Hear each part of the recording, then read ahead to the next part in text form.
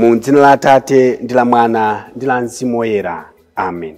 Tikulandireni pano pa Tiyankhuleni Ambuye mawa wa lero lolemba pa 9 Juni 2025. Ndipo tikuchita chaka cha Amayi Mariya mayi ampingo. Tiyeni tipempherere limodzi.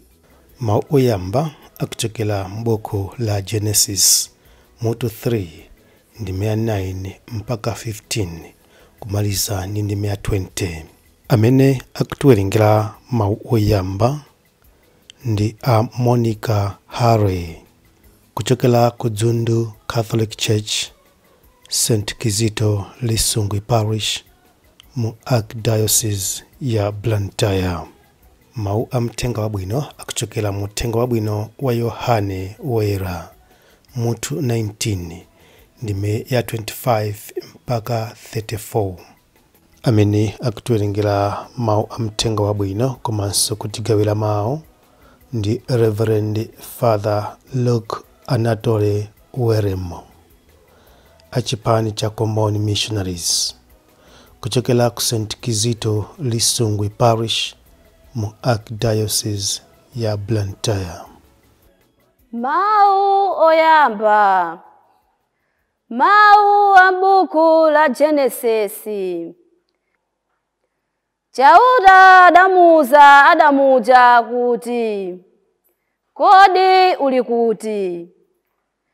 Adamu adayankha kuti, ndinakumvani mundamu ndipo ndinaopa, ndiye ndinabisala, ntaona kuti ndili maliseche. Mulungu adamfunsa kuti, kodi adakuwuza ndani kuti uli maliseche? Kapena wadyatu zipatso za mtengo uja ndidakuwuza kuti usadyewu eti? Pamenepo Adamu adayankha kuti, mkazi mudandipatsayu ndiye amene anandipatsa zipatsozo kuti ndidye, ndipo ndadyadi. Apo Chauta adafunsa mkaziyo kuti, kodi iwe zimene wachitazi wachitiranji?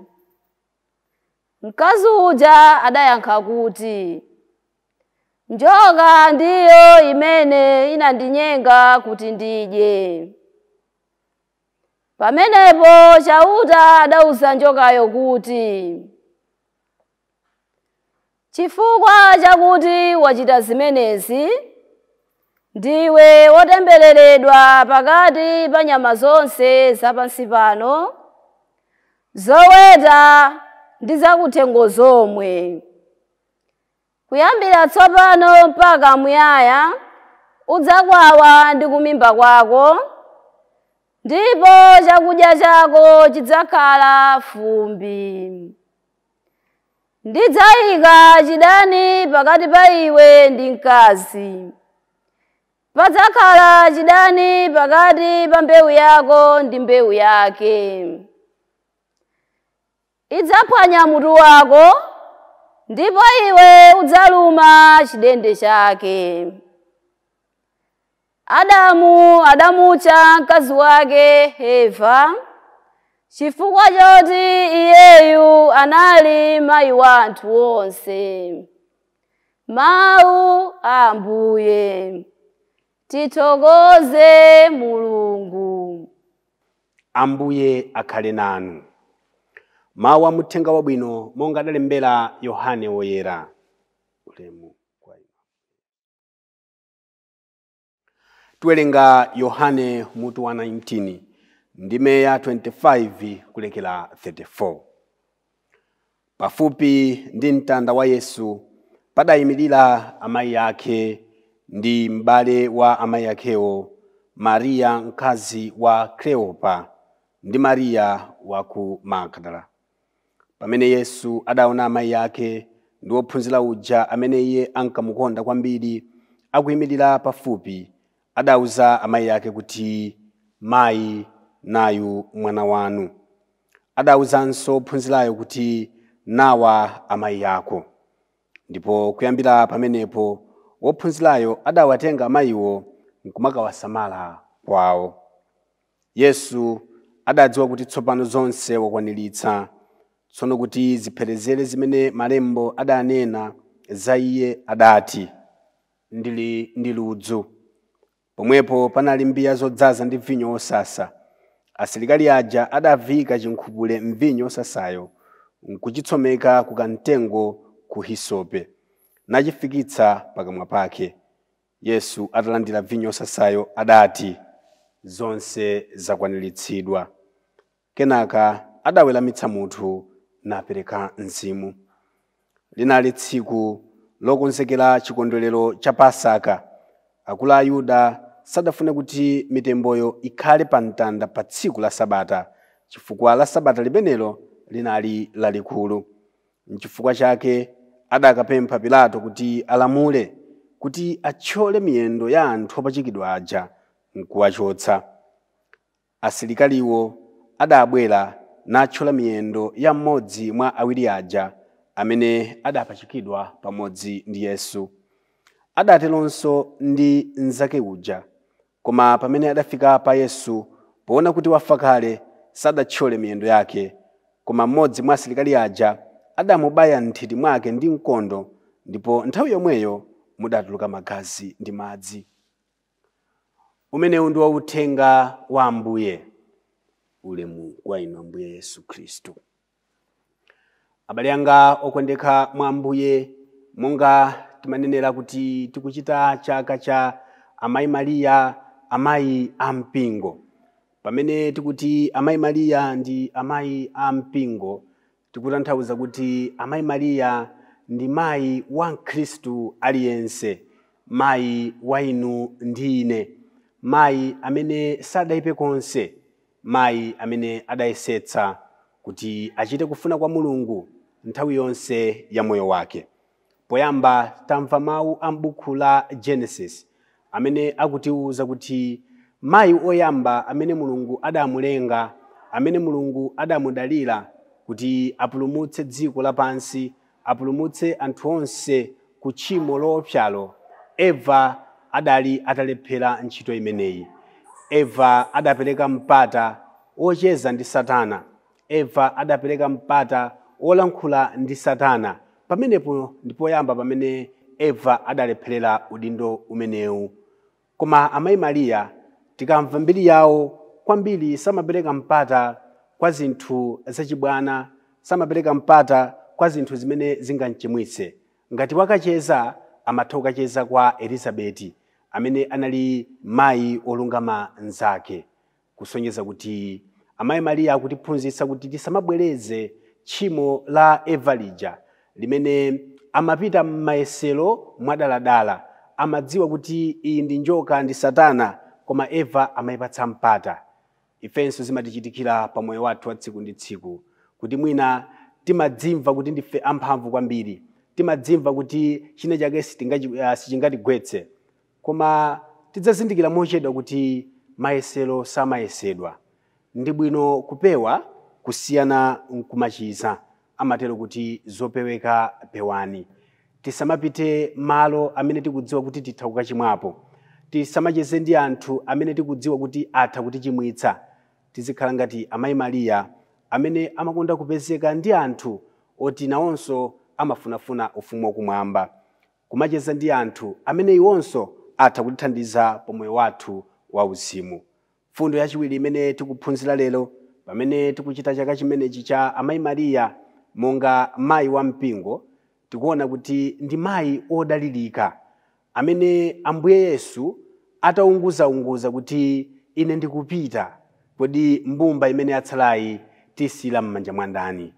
Ananena kuti amayi nayu mwana wanu, amayi nawu mpingo wanu, amayi nawu mphakati wanu, amayi nali dziko lanu. Kusonyeza kuti ngakhale mwana anali pafupi kufa, koma amadziwa kuti zinthu zikhale m'manja mwabwino zikuyenera kukhala m'manja mwa Amayi Mariya, munthu odalirika. Funso kwa inu ndine ndilakuti kodi ifeyo ndife anthu odalirika mu njira ziti? Kodi anzathu amatidalira? kapena kuti mwina amatisankha chifukwa chakuti akusowa oti mwina atha kugwira ntchitoyo, koma kudalirika kwenikweni tilibe. Mwina pa nkhani ya ndalama kodi timadalirika motani, nkhani ya utsogoleri timadalirika motani. Tikupemphedwa kuti pamene tikuchita chaka chimenechi titengere khalidwe la Mayi Mariya limene linali lodalirika, ndipo anthunso analibe nkhawa kuti mwina mwanayu kapena mpingowu akusiya m'manja mwa munthu wopanda pake. Iyayi, chifukwa chakukhulupirika pa zazing'ono, Amayi Mariya adonetsanso kukhulupirika pa zazikulu. Ife kuti tikhale anthu okhulupirika komanso odalirika, zitsanzo ndi zambiri kupyolera pa moyo wa Mayi Mariya. Mayi Mariya amene amasinkhasinkha kwambiri mawu a Ambuye Yesu, amasinkhasinkha kwambiri mawu a Mulungu. Kuti tikhale anthu odalirika, tikuyenera kutsogozedwa ndi mawu ochokera m'buku loyera, tikuyenera kutsogozedwa ndi mawu ochokera kwa Mulungu, komanso nkumawachita. Apo tidzakhala anthu odalirika. Kenakanso pali phunziro lalikulu limene timaphunzira kwa Mayi Mariya monga mayi wa mpingo. Ndi mayi amene atapita kukana kuja adawapempha Ambuye Yesu kuti taonani vinyo wawathera. Vinyo wawathera kusonyeza kuti iyeyo sanali mbali ya anthu amene amamwa nawo vinyoyo, komano chifukwa chakuti ndi chisangalalo cha anthu ena adakhudzidwa kuti ngakhale ine sindimamwa nawo, ngakhale ine sindikuvina nawo chifukwa cha vinyoyo, koma amene akuvina, amene zikuwasangalatsa, amene zikuwathandiza, amene akupeza mutanthauzo, ndi bwino apitirize kusangalala. Chimenecho ndi chimenenso Amayi Mariya akutiphunzitsa lero kuti ifeyo si zonse zimene tingachite pa moyo wathu, koma zimene sitimachita ife alipo ena amene amazichita, alipo ena zimawasangalatsa. Zokhazo zinthu zabwino zimene tikutanthauza pano. Ndi bwino tapatse mpata ena azisangalala ndi zinthu zimene iwowo akuzifuna. Ndi bwino anthu tapatse mpata, tapatse kuthekera kwakuti ngakhale ife timadana nacho ndi chisangalalo chawo, akhale ndi mpata okondwerera. Koma ambiri ife timakhala anthu okhomererana, pakuti ine sindimatero ndiye kuti awonso asatero, pakuti ine sindimadya nkhumba ndiye kuti nyumba munso nkhumba sitigula. Iyayi, sizimakhala choncho. Inu simungakonde zonse zimene anzanu angazikonde, anzanunso sangakonde zonse zimene inu mungazikonde. Anthu ife tili ndi zokonda zosiyanasiyana, zokhumba zosiyanasiyana. Tisamakhale anthu ansanje, anthu akaduka ndi zisangalalo za anthu ena. Amayi Mariya akutiphunzitsa kuti vinyo wathera, apatseniwo asangalale, kumakhudzidwa ndi chisangalalo cha anthu ena, zimene Amayi Mariya lero akutiphunzitsa. Komanso Amayi Mariya akupezeka pa mavuto a mwana wake yemwe Yesu Khristu, ali pa mtanda, nthawi yowawitsa, nthawi yovuta imene kholo likuyembekezeka kuona imfa ya mwana wake.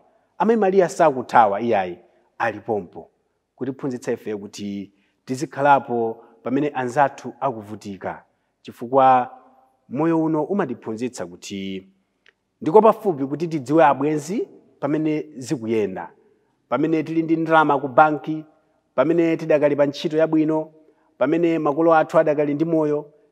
Sikovuta kuti tizindikire kuti amene akutitsatira ndani. Timakhala ndi anthu ambiri otitsatira, koma zonsezi zikangoti zapita, tayamba kuvutika, ntchito yatha, salale sikulowa, makolo anapita, amene angatsale, ameneyo ndiye bwenzi lenileni.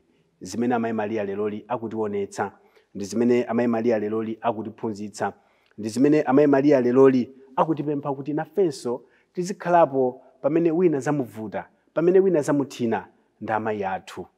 Amakhala nafe pamene ifenso tili mu nyengo zowawitsa, pamene ifeyo sizikutiyendera, mwina sitimadziwa chifukwa sangabwere mwina m'masomphenya, koma ululu wambiri mwina umene timaumva mbali ina Amayi Mariya amakhala zoti autenga.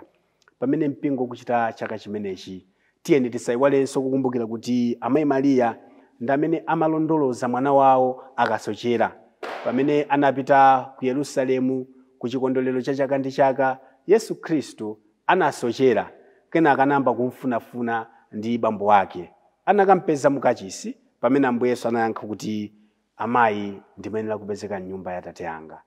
Ifenso Mulungu akutiyitana kuti tikhale anthu olondoloza otayikawo, tikhale anthu okhudzidwa ndi anthu amene sakubweranso kumphakati, tikhale anthu okhudzidwa ndi anthu amene mwinanso asiya sukulu, tikhale anthu okhudzidwa ndi anthu amene sakuchitanso zimene amachita kale, tikhale ndi chidwi chokafufuza kuti kodi sakupanganso zimenezi chifukwa chani, kodi anasiya chifukwa chani, kodi chawavuta ndi chani. Ndipo nkutheka kuti mwina mwa mavuto awo titha kuwathandiza ifeyo, tikhale anthu othandiza. Abale anga okondeka mwa Ambuye, pamene chaka chimenechi chili mkatikati, tiyeni tiwapemphe amayi Mariya kuti apitilize kusunga mpingo wa Mulungu monga mmene anasungira mwana wake Ambuye Yesu.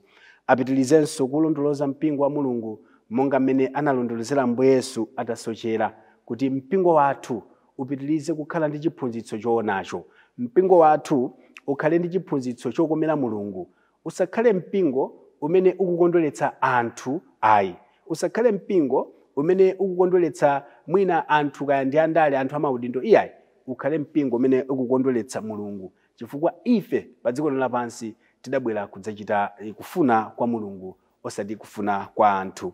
Mulungu adalitse mawu amenewa, atipatse zonsowa zathu kupyolera muneneri wa amayi Mariya. Mu dzina la Atate ndi la Mwana ndi la Mzimu Woyera. Amen.